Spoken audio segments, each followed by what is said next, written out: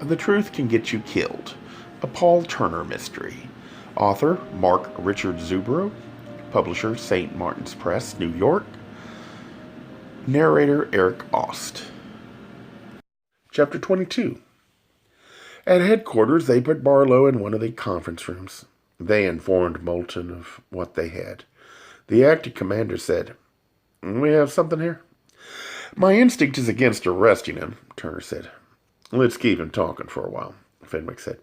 "He's a great suspect, but I agree with Paul. We don't have anything physical to tie him to either killing. Tough to make that stick in court." Moulton nodded agreement. And by 10 o'clock, Turner was sick of going over the same questions with Barlow. The suspect was exhausted and frightened, but showed no signs of knowing more than he said. Turner thought one good thing was that at least the guy had dropped most of his arrogance. Turner and Fenwick took a break from the conversation. They sat at their desk. Turner called Ben to tell him he would be very late and not to wait up.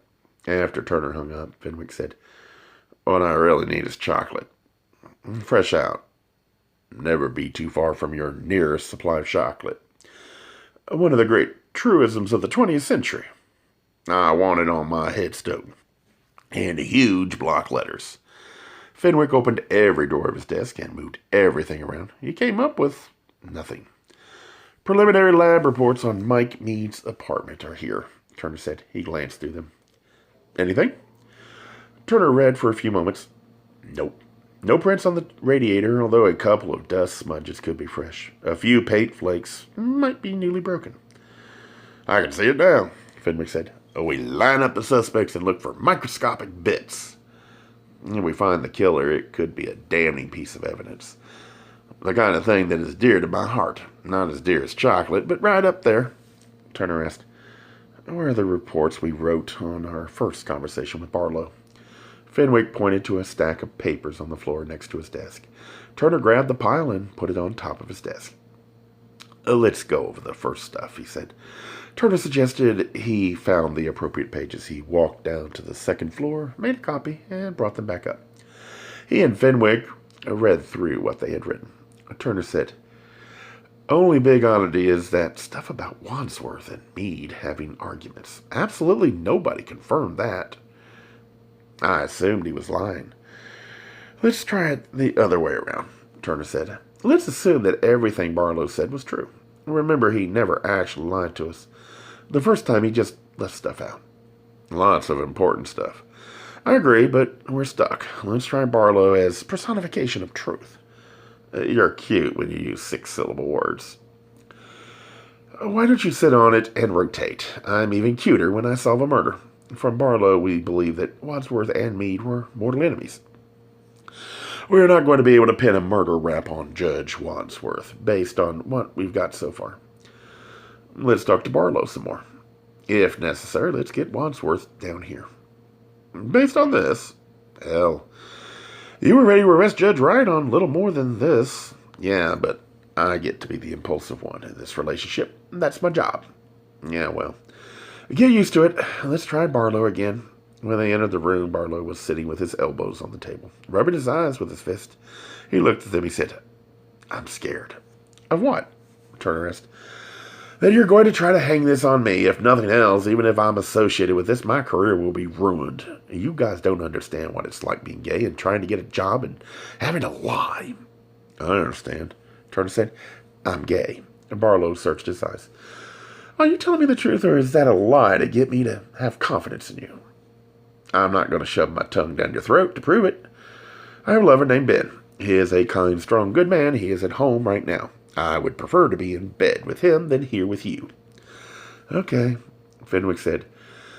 "We've been going over what you told us the first time. We're curious about this statement about Judges Wadsworth and Meade arguing." "I know what I saw and heard. Was it just that one time? Maybe he'd met someone in the hall or on his way back from the meeting?" "I was in the corridor waiting to meet with him. I heard them, and afterward, as we walked down the hall, Judge Meade kept muttering under his breath about Judge Wadsworth." "What'd he say?" "Exactly. Just muttered. All I heard were Wadsworth and Malmsted's names. She and Judge Meade had words earlier that day." "Meade and Malmsted fought a lot?" Yes, mostly it was all very civil, at least when I saw them. They talked to each other through gritted teeth. They'd take out their disagreements in court. Sometimes, if a lawyer was arguing the liberal side of a case, Meade would ask him all kinds of tough, arrogant questions designed more to harass the lawyer than for any judicial purpose. When it was the other side's turn, Malmsted would start in on that lawyer. It's all very polite and proper, mostly, but you could tell they were going after each other. And Wadsworth and Meade fought at other times. 3 times, twice before the DuPage County decision, and once 3 days before New Year's Eve. The day before I left for Aspen to meet his son. Judge Meade told me I was supposed to call the Judicial Misconduct Board. He told me to find the number and who you were supposed to talk to. He also wanted me to research something called a good behavior clause. What's that? Federal appellate judges are constitutionally protected. They can be impeached, but it's only happened a few times. I didn't have time to look up the good behavior materials. I presume it has something to do with firing somebody for moral turpitude. Although all the judges could get together and recommend another judge be fired, I don't know how that works. What if it wasn't Malmsted? Turner said.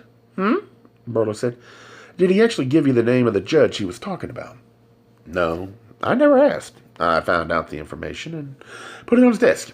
It was just a name and phone number. Turner motioned to Fenwick. They left the room.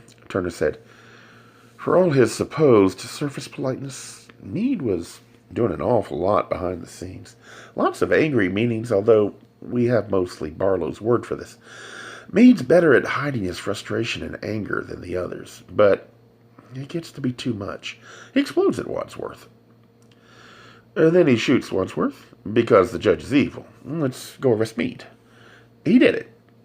I hate it when you're sarcastic. The wrong guy's dead, according to your theory. We could shoot Wadsworth and make it even.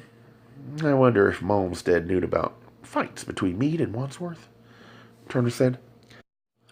We've been leaning on Barlow. We could pressure her a little. Turner glanced at his watch.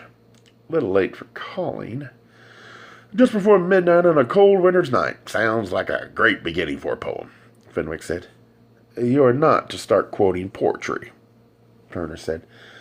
Doing my best. Fenwick reached for the phone. It's a murder investigation. I like shaking up suspects. While Fenwick talked, Turner read through more lab reports. After Fenwick hung up, he said, Judge Malmsted is not a happy camper. How to Win Friends and Influence Suspects by Buck Fenwick. Has a nice ring to it, Fenwick said. She was up reading. Malmsted said she knew nothing about fights between those two. She did remember one time this week when she heard Meade telling Wadsworth he needed to talk to him about his kid. He said this in front of her. She remembered it as an offhand comment. She said Meade sounded almost sarcastic.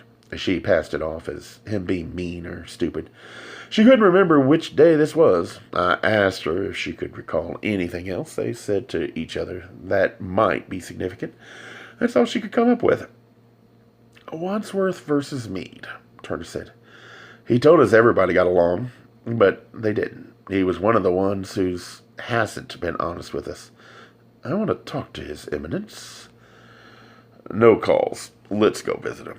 Maybe we'll wake him up. I've always wanted to wake up a judge. This should be lots of fun. Making judges miserable could become a habit. What do we do with Barlow? Keep him here.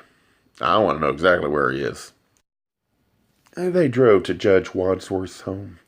Fenwick pulled into the circular drive in front of the 50-story condominium complex. Flakes of snow drifted in occasionally off the lake. They showed their identification and told the doorman who they wanted to see. A woman in her early 50s in a drab gray sweatsuit answered the door. They showed her their identification. She said she was Mrs. Wadsworth. We're looking for your husband, Turner said. He's not here, she said. Where could we find him? Turner asked. She gave them a puzzled look. What is this about? We're investigating the murders of Judge Meade and his son, Fenwick said. We need to talk to him about where he was early today. He went out this morning for the paper and some groceries. Where was he on New Year's Eve? Fenwick asked. I'm sure he told you. We went out to dinner. We came back here and went to bed. He didn't get up and go anywhere? I wouldn't know. We have separate bedrooms. He snores. Will you leave us alone? Where is he? She hesitated and finally shrugged. He left for his office half an hour ago. They drove to the Kennedy Federal Building. Fenwick has ceased grumbling about the cold. They found Wadsworth standing behind his desk. He was wearing a camel's hair coat, open over a white sweater and jeans. He did not invite them in or ask them to sit. Gentlemen, this better be good. It is the middle of the night. I will be on the phone to your superiors as soon as you leave, no matter what it is you've come to speak to me about. Furthermore, I spoke earlier with Judge Wright and Judge Malmsted. They were not positive about either of you. We may be collectively filing a complaint. Turner said, You were the judge that Meade was going to try and get fired. It wasn't Malmsted. He wanted to haul before a judicial review board. Why was he going to turn you in? I don't know what you're talking about. He was going to turn someone in. Everybody figured it was Malmsted, but it was you. You've been talking to Barlow again. He doesn't know anything. Turner said, We need to go over where you were on New Year's Eve and where you were all this morning. I was home all day today. Oops, mistake, Fenwick said. Your wife said you went out for the paper and some groceries. Where were you this morning? Judge Wadsworth. I got the groceries and came back. We'll need to see the receipts. This is absurd. This conversation is over. You're both leaving. No, Fenwick said. He leaned his bulk casually against the door as if neither he nor it were planning to move before the next ice age rearranged the Midwest. You'll both lose your jobs for this. Is that all you judges ever say? Fenwick said. It's boring. We're going to talk, Turner said. Where were you New Year's Eve? Home. Why are you here now? Fenwick asked. I had to get some work done. At midnight? Fenwick asked. People work late, as your presence here attests. With your coat on? Fenwick asked. You're being absurd. Speaking of your coat, we may need that, Fenwick said. What on earth for? Microscopic check. The killer banged against something in Mike Meade's apartment. Traces will be on the killer's clothing. The judge's right hand began to reach for his coat sleeve, then stopped. Turner and Fenwick noted the movement. We need a search warrant, Fenwick said. One of us is staying around until he gets here. You're not going to find a gun, Wadsworth said. Fenwick said, We're going to get a microscopist to go over your clothes and your car for traces of Judge Meade's blood. We'll check fibers from your coat against those found in Mike Meade's apartment. This is an outrage. Maybe we don't need a warrant, Fenwick said. We're already in. Turner said, We're not screwing this up. We need to call Area 10 and get Moulton down here. This is going to be taken care of tonight. Fenwick glared at the judge. Your Honor, you need to carefully take your coat off. Don't try and brush any part of it. Don't touch anything in this room. If you do either of these things, I will cuff you immediately, and we will continue the discussion down at Area 10. How dare you? I can pull my gun and make this really dramatic, Fenwick said. Or you can do as I said very slowly and very carefully. The judge complied with ill grace. Turner thought he saw him trying to snatch glimpses of the back and sleeves of the coat. The standoff continued in the vestibule of the building for the hour it took for the calls to Area 10, for Wadsworth's protest to be ignored, and for Moulton to show up, search warrant in hand. You got it, Fenwick said. I backed you guys as much as I could. Went out on a limb with the judge. I know who hates federal judges. I think you might have something. Turner and Fenwick hunted carefully through the entire office. At intervals, they could hear the judge loudly protesting in the hallway. His calm demeanor was gone. The loudest protest came when his coat was taken away by the lab technicians. At 3 a.m, Turner began methodically going through the judge's Rolodex. In it, they found several numbers listed under Lance Thrust's name. Mike was penciled in at the bottom of the entry. They dialed each of them. On one, they got the answer machine in Bloomington. Another got them the bar. They got no answer when they called the third. Judge Wadsworth refused to tell them what it was. It took several calls to headquarters, but the detectives eventually ascertained that it was the number to Mike Meade's cellular phone. Why do you have Mike Meade's unlisted cellular phone number in your Rolodex?" Turner asked. "His father gave it to me." "He never gave it to his father. His father didn't know he lived here and not in Bloomington." Fenwick asked. "What's this 900 number with no name next to it?" "I don't remember." Fenwick tapped in the numbers and listened to the receiver. A few seconds later, he held it out so they could hear it. It was a recorded message asking for the caller's credit card number so they could begin having a party. "Phone sex," Fenwick said. He listened another minute. "Male-to-male phone sex." Wadsworth slumped onto his chair. He said, "You wouldn't understand." "Try us," Fenwick said. "You don't know what it is like being married and being gay. For years I kept myself under control. Relations with my wife were never great, but they were something. As we got older, they tapered off. We got separate rooms, which was good for both of us. I wasn't that interested anymore. I began to go to a few bars. Then I went to that bar at Au Naturel. I found one of the dancers attractive. I brought him to a hotel once in a while. I used a fake name. I had met Judge Meade's wife on occasion, but never his kids. I had my own courtroom. The picture of them on his desk is from when they were little. I found myself falling in love with Lance Thruss. To my surprise, he returned my affection. I saw him at least once a week. I no longer had to go to the bar. I teased him about his name a lot. He wouldn't tell me his real name." "Did he know who you were?" "I don't think he did. Not until the last couple days for sure." "How'd you find out his real name?" "Late this summer, out of idle curiosity. When he was in the shower, I looked at his wallet. I was stunned to realize it was Mike Meade. I did not confront him. I didn't know what to do. Al Meade was so smug about his anti-gay decisions. He made me furious, but I couldn't say much, or he might become suspicious of my sexuality. He was trying to deny gay people their rights when I was a better judge than he was. Smarter, wrote better decisions, was more well-connected. I could barely contain myself. By early December, I was convinced that I was in love with Mike Meade. Maybe he really was returning my affection, or maybe I deluded myself. I would be the first person on the planet to fall hopelessly in love with a whore. I didn't tell him what I knew. I kept the relationship going. I tried to do everything I could to make him love me back. Maybe partly it was for revenge on his dad, but I also really loved him." Fenwick said, "He was an expensive whore. He wasn't in love with you. He certainly wasn't being faithful." "I knew he went with other men, but I blotted that out of my mind. Love and revenge got mixed up. Meade kept pushing his homophobic views, and then with the DuPage County decision, I lost it. A couple of days before New Year's, I blurted out that his son was gay. He wanted to know how I knew. On that day, I refused to tell him. I tried to get hold of Mike, but I couldn't. I don't think Judge Meade could either. Al Meade and I had an angry meeting first thing in the morning on New Year's Eve. God forgive me, I told him everything.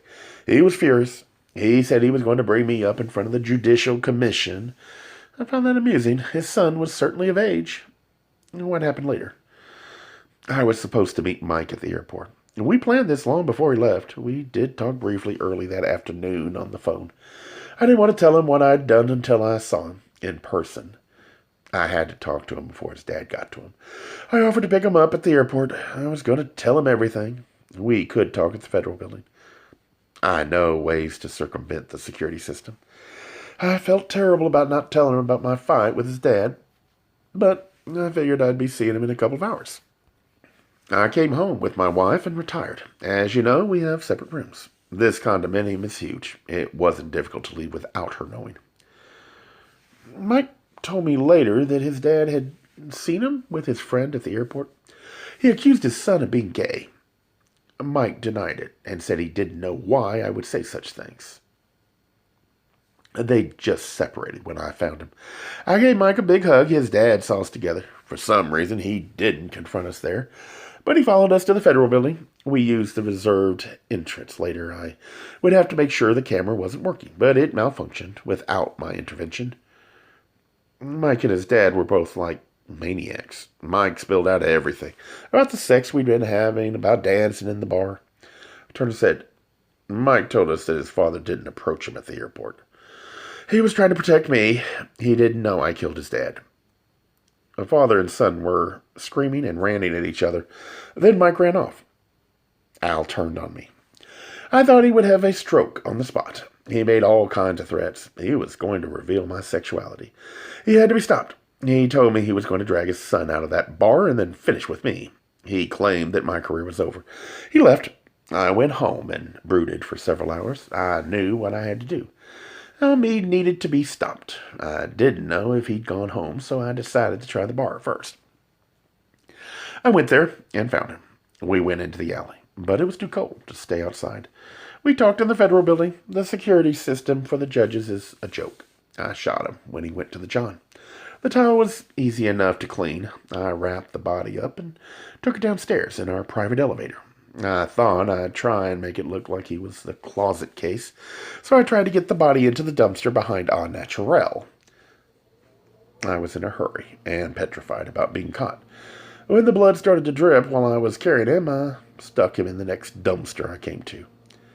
You knew Mike danced there, Turner said. Didn't you think the body being there would implicate him? Wadsworth shrugged, then asked, How'd you find out he danced there? He'd taken one of the guys to his place in Rogers Park to trick with him. Only the one, Turner added. Then, if not for that odd chance that the guy he went home with still worked there, you'd have never found out he was a dancer. Maybe not, Fenwick said. What happened with Mike? I don't see him until 2 nights later. He was impossible to get to talk to. Finally, I got through. He agreed to meet at his place in Rogers Park. I didn't even know about it. When I went to get groceries this morning, I stopped in. I made a mistake. I thought he'd be happy that his dad was dead. Mike said he was going to go public about his sexuality. He said that his dad hurt lots of people, and the only way he could see to make peace with himself was to tell all. He had already set up an interview with one of the national gay magazines. I was worried that any revelation on his part would reflect on me. He got angry at that. He said it was the closet and secrets that hurt.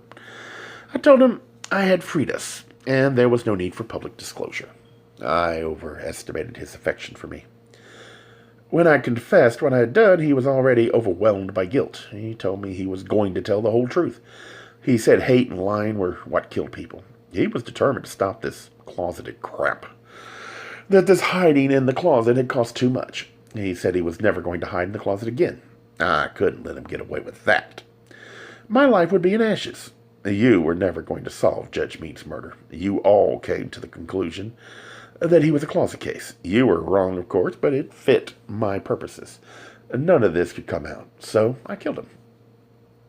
How'd you happen to have your gun with you when you went to see Mike? Mike was the only one who knew I'd seen the judge the night before. On the phone, he'd mentioned going public with his life. This might have meant ruin to me. Certainly, it would have ended our relationship. I wanted to convince him it wasn't that bad to hide, that we could have our lives together. I'd done it all these years, and that now that his dad was out of the way, things could go back to the way they were. He said he was going to tell. I had no choice. When he saw the gun, he tried to get away. I was between him and the door to the apartment. I guess he wanted to lock himself in the bathroom. I burst in before he even got the door closed. He shoved me, and I fired. That's when I must have fallen. I bumped the radiator, didn't I? He looked at them.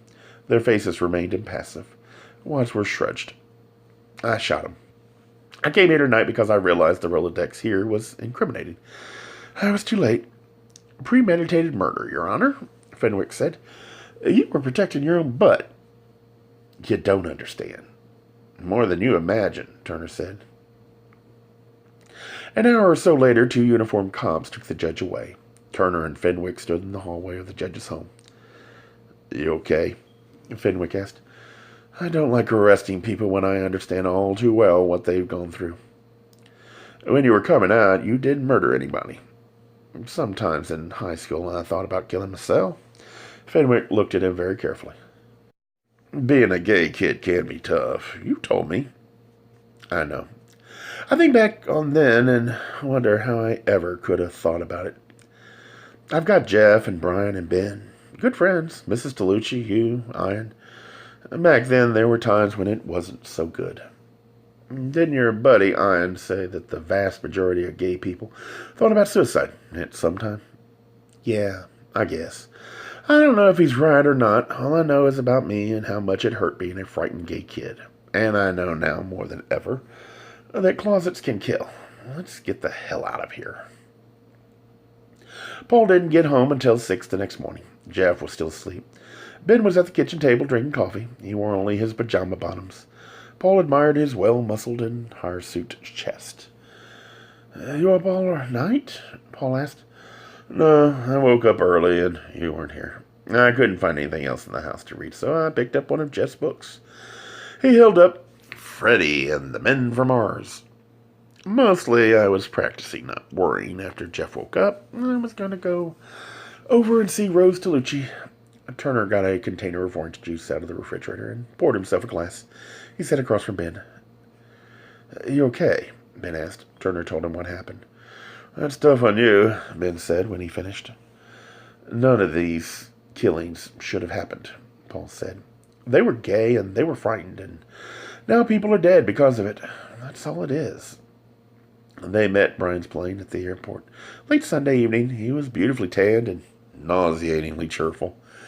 Brian put down his heaps of packages, shook Ben's hands, hugged his little brother, and wrapped an arm around his dad's shoulder. He grabbed several of his bundles.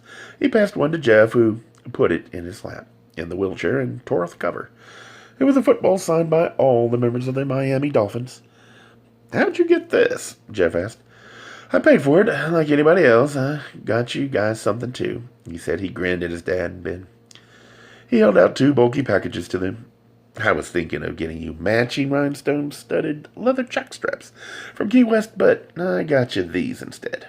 Turner looked inside the large bags. 2 pink flamingos.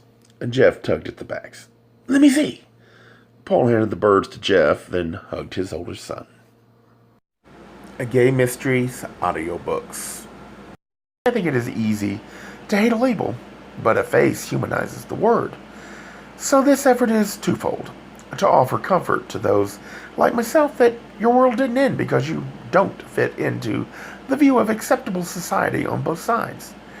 And in hopes of helping those with family that are LGBTQ, that it doesn't mean we are aliens from the child they once knew. Reassure them so they can maybe be supportive at the same time, being true to their values.